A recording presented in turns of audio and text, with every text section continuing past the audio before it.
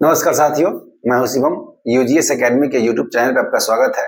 आज हम लोग एनसीईआरटी के अगले कड़ी में एक अगले सब्जेक्ट में नए सब्जेक्ट के साथ उपस्थित हुए हैं और ये सब्जेक्ट है पॉलिटिकल साइंस। ये भी आपको एग्जाम जो भी मतलब एग्जाम आने वाला है अभी फिलहाल हाल ही में बिहार दरोगा, उसके साथ साथ एईडीओ स्टेट जो भी चल रहा है एग्जाम, इसमें भी अति महत्वपूर्ण है। स्टेट के लिए सबसे ज्यादा महत्वपूर्ण है, जिनका सोशल साइंस होगा उनके लिए स्टेट, साथ साथ टीआरई 4 और DSSS जब इसका भी एग्जाम फॉर्म भरा रहा है लगभग, इसका भी इसमें भी आपको सहायता करेगा। चलिए शुरुआत करते हैं एक सब्जेक्ट नए सब्जेक्ट के साथ पॉलिटिकल साइंस में शुरुआत करते हैं। टॉपिक पहला क्वेश्चन शुरुआत करते हैं, क्या है तो पहला क्वेश्चन देखते हैं। पहला क्वेश्चन क्या है, सरकार के अंग में शामिल है। क्या है, सरकार के अंग में शामिल है। तो ऑप्शन देखते हैं। ऑप्शन है विधायिका, कार्यपालिका, न्यायपालिका और नगर पालिका। ये 3-4 ऑप्शन दिए हुए हैं, इसमें से इसका कूट है, इसमें देखना है, आंसर देखना है। इसमें दिया है केवल 1, 2, 3, दूसरा है केवल 1 और 4, तीसरा है केवल 1 और 2 और चौथा है केवल 1, 2 और 4। इसका राइट आंसर क्या हो जाएगा? इसका राइट आंसर हो जाएगा 1, 2 और 3। यहाँ विधायिका, कार्यपालिका और न्यायपालिका तीनों सरकार के अंग में शामिल होता है। नगर पालिका यह स्थानीय स्वशासन के अंतर्गत आ जाता है, ठीक है। तो ये इसमें शामिल है, ये 3 होगा, सरकार के अंग में शामिल होगा, ठीक है। नेक्स्ट, संविधान लागू होने के समय निम्न अधिकारों में से कौन से अधिकार मौलिक अधिकार या मूल अधिकार में शामिल था? ठीक है, कौन सा अधिकार मौलिक अधिकार या मूल अधिकार में शामिल था? तो देखते हैं, ऑप्शन देखते हैं। ऑप्शन क्या है? समता का अधिकार, दूसरा है स्वतंत्रता का अधिकार, तीसरा है शोषण के विरुद्ध अधिकार, चौथा है संवैधानिक उपचारों का अधिकार और पांचवा है संपत्ति का अधिकार। तो देखिए, ये जब संविधान लागू हुआ था उस समय ये सभी के सभी का अधिकार लागू थे। तो ऑप्शन देखते हैं। ऑप्शन क्या है? 1, 2, 3, दूसरा ऑप्शन है 1, 4, 5, तीसरा ऑप्शन है 3 और 4, 5 और चौथा ऑप्शन है उपरोक्त सभी। इसका राइट आंसर क्या हो जाएगा? इसका राइट आंसर हो जाएगा उपरोक्त सभी। ये सभी के सभी अधिकार जो थे उस संविधान लागू होने के समय लागू थे, ठीक है। तो अगला प्रश्न देखते हैं। अगला प्रश्न है, संसद का निर्माण डैश से मिलकर होता है। जो संसद बनता है उसका निर्माण किन किन लोगों से या किन किन अंग से मिलकर बनता है? देखते हैं ऑप्शन क्या है। ऑप्शन है, पहला ऑप्शन है राष्ट्रपति, दूसरा है राज्यसभा और तीसरा है लोकसभा और चौथा है विधानसभा। तो संसद का जो निर्माण होता है, महत्वपूर्ण संसद के निर्माण में महत्वपूर्ण 3 अंग होते हैं। 3 में से देखते हैं, एक होता है राष्ट्रपति होते हैं, दूसरा राज्यसभा होते हैं और तीसरा लोकसभा होता है। ये 3 मिलकर संसद का निर्माण करता है। तो ऑप्शन देखते हैं, ऑप्शन क्या है? केवल 1, 2, 3। तो इसका राइट आंसर क्या हो जाएगा? 1, 2 और 3। इसका राइट आंसर हो जाएगा ए। संसद का निर्माण 1, 2, 3 इन लोगों से, राष्ट्रपति, राज्यसभा और लोकसभा से मिलकर बनता है, ठीक है, निर्माण होता है। अगला प्रश्न है, निम्न कथनों में असत्य कथन का चयन करें। क्या है? निम्न कथनों में असत्य कथन का चयन करें। तो ऑप्शन है, ऑप्शन क्या है? ऑप्शन है राष्ट्रपति संसद का अभिन्न अंग है। तो यहाँ देख लीजिए कि संसद का अंग क्या है? राष्ट्रपति है, ठीक है। दूसरा ऑप्शन देखते हैं, राज्यसभा एक अस्थायी सदन है। सही है, राज्यसभा को भी भंग नहीं किया जा सकता है। राज्यसभा के सदस्यों का कार्यकाल समाप्त होता है 6 वर्ष में, ठीक है, 6 वर्ष तक रहते हैं। लेकिन राज्यसभा क्या है? एक अस्थायी सदन है। अगला ऑप्शन है विधानसभा एक अस्थायी सदन है, ठीक है। विधानसभा और लोकसभा दोनों क्या है? एक अस्थायी सदन है। हर एक 5 वर्ष में इसका विघटन होता है और इसका नया चुनाव के माध्यम से नया चुनाव होता है, फिर से इसे ग्रहण किया जाता है। अगला ऑप्शन है राज्यपाल विधानमंडल का अंग नहीं होता है। तो इसका असत्य क्या होगा? राइट क्या हो जाएगा? ये राज्यपाल विधानमंडल का अंग होता है। अंग यहाँ पे लिखा नहीं होता है, लेकिन राज्यपाल विधानमंडल का अंग होता है। जिस प्रकार से संसद का निर्माण होता है केंद्र में राष्ट्रपति, राज्यसभा और लोकसभा से, उसी प्रकार से राज्य में राज्यपाल, विधानसभा और जहां पे 2 सदनी व्यवस्था है वहां पे विधान परिषद, इस मिल के राज्य का विधानसभा का विधानमंडल का निर्माण होता है, ठीक है। अगला प्रश्न है, उपराष्ट्रपति के संदर्भ में निम्न कथनों में असत्य कथन का चयन करें। क्या करना है? उपराष्ट्रपति के संदर्भ में जो भी स्टेटमेंट दिया गया है इसमें से असत्य कथन को चुनना है। तो ऑप्शन देखते हैं। ऑप्शन है उपराष्ट्रपति राज्यसभा का पदेन सभापति होता है, ठीक है। तो कोई व्यक्ति जब भी उपराष्ट्रपति के पद बनता है तो स्वतः ही क्या बन जाते हैं? वो राज्यसभा के सदस्य बन जाते, अध्यक्ष बन जाते हैं, सभापति बन जाते हैं। दूसरा ऑप्शन है उपराष्ट्रपति का वेतन भत्ता उपराष्ट्रपति पद के लिए दिया जाता है। तो उपराष्ट्रपति के पद देखिए, ये एक तो ऑप्शन ये है। दूसरा ऑप्शन है नेक्स्ट ऑप्शन है उपराष्ट्रपति का वेतन भत्ता सभापति पद के लिए दिया जाता है, ठीक है। और ऑप्शन चौथा ऑप्शन है इनमें से कोई नहीं।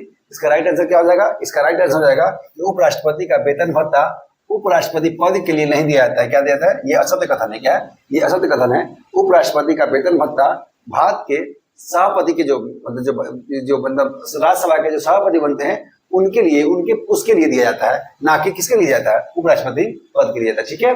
अगला प्रश्न है ईसाई मिशनरियों को भारत में धर्म प्रचार करने की अनुमति दी गई थी, तो अधिनियम दिया गया यहाँ पे। उस अधिनियम में देखना है कि किस ईसाई मिशनरियों को भारत में धर्म प्रचार करने की अनुमति किस अधिनियम में दिया गया था। तो ऑप्शन देखते हैं 1773 का रेगुलेटिंग एक्ट था, या 1813 का अधिनियम, या 1835 का अधिनियम, या 1909 का पार्लियामेंटो सुधार। ये क्या था? इसमें ईसाई मिशनरियों को भारत में धर्म प्रचार करने की अनुमति 1813 के अधिनियम में दिया गया था। कब दिया गया था? 1813 के अधिनियम में दिया गया था। इसका राइट आंसर क्या जाएगा? 2 नंबर इसका राइट आंसर हो जाएगा। अगला प्रश्न है भारतीय शिक्षा पर प्रतिवर्ष, यहाँ देखिएगा, प्रतिवर्ष 1 लाख रुपया खर्च करने की बात किस अधिनियम में कहा गया था? तो ये अंग्रेजों के द्वारा एक अधिनियम लेके आया गया और बोला गया कि भारतीयों को शिक्षित किया जाए, और शिक्षित करने के लिए भारतीयों पर 1 लाख रुपए प्रति वर्ष खर्च करने की बात कही गई थी। वो कौन सा अधिनियम था? तो अधिनियम देखते हैं। ऑप्शन है 1813 का अधिनियम, दूसरा ऑप्शन है 1835 का अधिनियम, तीसरा ऑप्शन है 1858 का अधिनियम, और चौथा ऑप्शन है 1919 का अधिनियम। इसका राइट आंसर क्या हो जाएगा? ये हो जाएगा 1813 का अधिनियम। 1813 के अधिनियम में ही कहा गया था कि भारतीयों में भारत में शिक्षा के प्रचार प्रसार के लिए 1 लाख रुपए खर्च किया जाएगा। लेकिन अब देखिए यहाँ इस तरह में अधिनियम में कहा गया, लेकिन अंग्रेजों को 20 साल लग गया इस सोचने में कि भाई भारतीय लोगों को शिक्षा किस माध्यम में दिया जाए और कैसे दिया जाए। तो यही दिया गया 1813 के अधिनियम में, और 20 वर्षों बाद लगभग 1833 के अधिनियम में उस समय ये लागू किया गया। जब आया था वहां पे, जब ये विलियम बेंटिक के शासनकाल में ये किया गया था। और इसमें इसी समय जब आया था, इसे बोलते हैं डाउनवर्ड फिल्ट्रेशन थ्योरी, या एक शिक्षा अधोमुखी निस्पंदन सिद्धांत के माध्यम से भारतीयों को क्या किया शिक्षा दिया गया था। वो अलग पढ़ेंगे और टॉपिक अलग है, उसको पढ़ेंगे बाद में। चलिए पहले देख लेते हैं इसका, ये क्या इसका आंसर हो जाएगा? 1813 का अधिनियम हो जाएगा, ठीक है।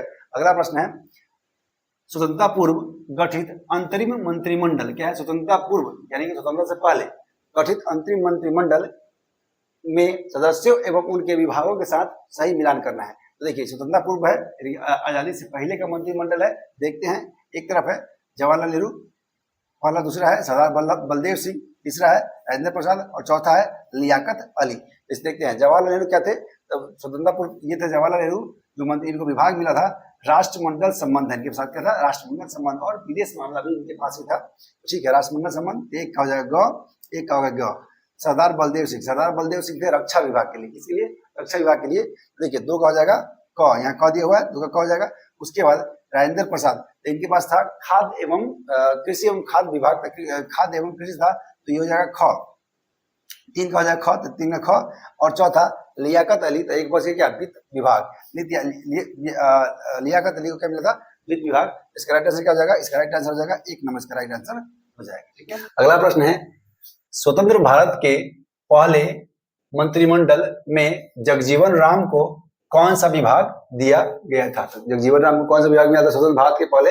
देखिए ऑप्शन है, पहला ऑप्शन है शिक्षा, दूसरा ऑप्शन रेलवे, तीसरा ऑप्शन है श्रम, और चौथा ऑप्शन है स्वास्थ्य। इनको दिया गया था श्रम विभाग मिला था। क्या मिला था? इनको श्रम विभाग दिया गया था, ठीक है। अगला प्रश्न है प्रांतों में द्वैध शासन। क्या है? प्रांतों में द्वैध शासन की स्थापना किस अधिनियम के द्वारा लागू किया गया था? किस अधिनियम के द्वारा लागू किया गया था? तो ऑप्शन देखते हैं। ऑप्शन है 1919 का अधिनियम, दूसरा है 1919 का अधिनियम, तीसरा है 1935 का अधिनियम, और चौथा है 1947 का अधिनियम। इसका राइट आंसर क्या हो जाएगा? इसका राइट आंसर हो जाएगा 1919 का अधिनियम से प्रांतों में द्वैध शासन लागू किया गया, और 1935 के अधिनियम से उसको प्रांतों से हटा के खा दिया, संघ में लागू कर दिया था, ठीक है। अगला प्रश्न है स्वतंत्र भारत के प्रथम व अंतिम भारतीय गवर्नर जनरल कौन थे? देखिए स्वतंत्र भारत के गवर्नर प्रथम व अंतिम, ठीक है। तो ऑप्शन देखते हैं। पहला ऑप्शन है अबुल कलाम आजाद, दूसरा ऑप्शन है BR अम्बेडकर, तीसरा ऑप्शन है C राजगोपालाचारी, और चौथा है जगजीवन राम। तो इसका राइट आंसर क्या हो जाएगा? सी राजगोपालाचारी को स्वतंत्र भारत के प्रथम और अंतिम भारतीय गवर्नर जनरल बनने का सौभाग्य प्राप्त हुआ। चलिए अगला प्रश्न है, किस अधिनियम द्वारा कंपनी के व्यापारिक एकाधिकार को अंशतः या व पूर्णतः समाप्त कर दिया गया? तो अंशतः कंपनी के व्यापारिक अधिकार को 1813 के अधिनियम में रोका गया और 1935 के अधिनियम से उसको 33 के अधिनियम में समाप्त कर दिया जाता है। देखिए पहला ऑप्शन है 1773 व 1792 का अधिनियम, दूसरा है 1813 व 1833 का अधिनियम, तीसरा है 1909 व 1919 का अधिनियम और चौथा है 1919 व 1935 का अधिनियम। इसका राइट आंसर क्या हो जाएगा? राइट आंसर हो जाएगा 1813 व 1833 के अधिनियम के द्वारा। ठीक है, अगला प्रश्न है, संविधान सभा की प्रथम बैठक कब हुई थी? संविधान सभा की प्रथम बैठक कब हुआ था? तो ऑप्शन देखते हैं। ऑप्शन है 9 दिसंबर 1946, दूसरा है 9 दिसंबर 1947, तीसरा है 9 दिसंबर 1948 और चौथा है 9 दिसंबर 1949। इसका राइट आंसर क्या हो जाएगा? 9 दिसंबर 1946 को संविधान सभा की प्रथम बैठक हुई थी और इसी में सचिदानंद सिन्हा को अस्थायी अध्यक्ष चुना गया था। और याद रखिएगा 11 दिसंबर को संविधान सभा की दूसरी अगला बैठक होगा जिसमें राजेंद्र प्रसाद को अस्थायी अध्यक्ष चुन लिया जाता है। ठीक है, चलिए अगला प्रश्न देखते हैं। अगला प्रश्न है, मूल संविधान में शामिल किया गया था।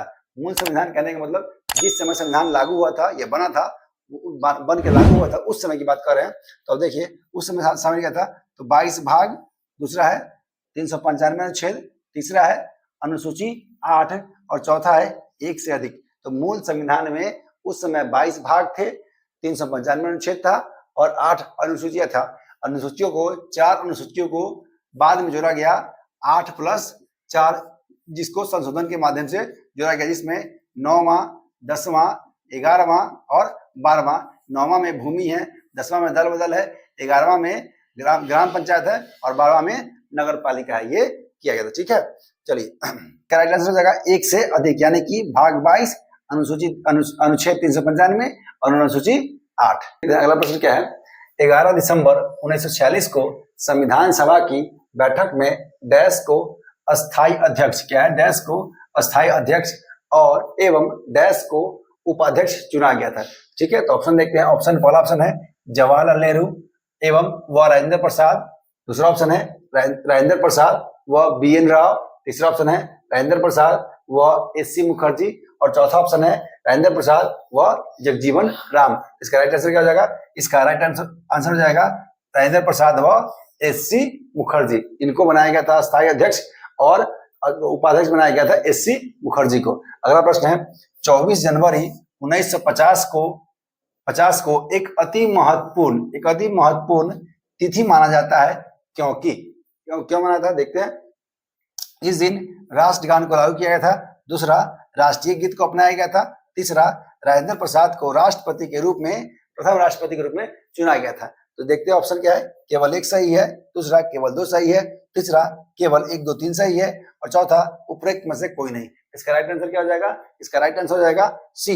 इसका राइट आंसर हो जाएगा 1, 2, 3, 1, 2, 3 तीनों का तीनों सही है। ठीक है, अगला प्रश्न है, जवाहरलाल नेहरू द्वारा संविधान सभा में डैश को उद्देश्य प्रस्ताव पारित किया गया था। डैश को किस तिथि को पारित किया गया था? तो ऑप्शन देखते हैं। पहला ऑप्शन है 13 जनवरी 1945, दूसरा ऑप्शन है 13 दिसंबर 1946, तीसरा ऑप्शन है 13 नवंबर 1948 और चौथा ऑप्शन है 13 अक्टूबर 1945। इसका राइट आंसर क्या हो जाएगा? इसका राइट आंसर हो जाएगा 13 दिसंबर 1946। इसी उद्देश्य प्रस्ताव को उद्देशिका कहा गया या प्रस्तावना कहा था। ठीक है, अगला है मिलान कर सही उत्तर का चयन करें। तो मिलान करना है, एक तरफ समिति है, दूसरी तरफ उसके अध्यक्ष हैं। ठीक है, पहला है प्रारूप समिति, इसके अध्यक्ष कौन थे? BR अम्बेडकर थे। दूसरा है संघ शक्ति समिति, उसके अध्यक्ष कौन थे? तो जवाहरलाल नेहरू थे। तीसरा है संचालन समिति, इसके अध्यक्ष कौन थे? राजेंद्र प्रसाद थे। और चौथा है मूल अधिकार उप समिति। देखिए यहाँ लिखिए मूल अधिकार उप समिति है। उप समिति कौन है? JP कृपलानी। ऐसे मूल अधिकार समिति के थे सरदार वल्लभ भाई पटेल, लेकिन यहाँ पे क्या है? उप समिति। क्या है? उप समिति के अध्यक्ष कौन है? JP कृपलानी है। तो इससे आंसर क्या हो जाएगा? इसका आंसर हो जाएगा 1 का क ख ग घ। तो इसका राइट आंसर हो जाएगा 2 नंबर क ख ग और। अगला प्रश्न क्या है? संविधान सभा की अंतिम बैठक कब हुई थी? संविधान सभा की अंतिम बैठक कब हुई थी? तो डेट क्या है?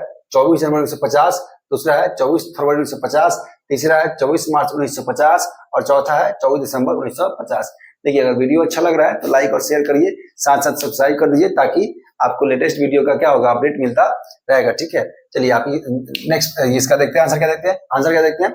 आंसर है 24 जनवरी 1950। क्या है? संविधान सभा की अंतिम बैठक कब हुई थी? तो हुआ था 24 जनवरी 1950 को संविधान सभा की अंतिम बैठक हुई थी। अगला प्रश्न, ये यूपी पीसीएस में भी क्वेश्चन इस तरह का क्वेश्चन पूछ चुका है। ठीक है, अगला प्रश्न है, संविधान संशोधन की प्रक्रिया एवं राज्यसभा में सदस्यों का निर्वाचन की प्रक्रिया किस देश के संविधान से लिया गया है? ठीक है, तो ऑप्शन है आयरलैंड से, दूसरा है फ्रांस से, तीसरा है अमेरिका से और चौथा है दक्षिण अफ्रीका से। तो ये कहां से लिया गया है? ये संविधान संशोधन की प्रक्रिया एवं राज्यसभा में सदस्यों का निर्वाचन की प्रक्रिया दक्षिण अफ्रीका के संविधान से लिया गया है। ठीक है, अगला प्रश्न है, विधि द्वारा स्थापित प्रक्रिया किस देश के संविधान से लिया गया है? एक है विधि का शासन, क्या है? एक है विधि का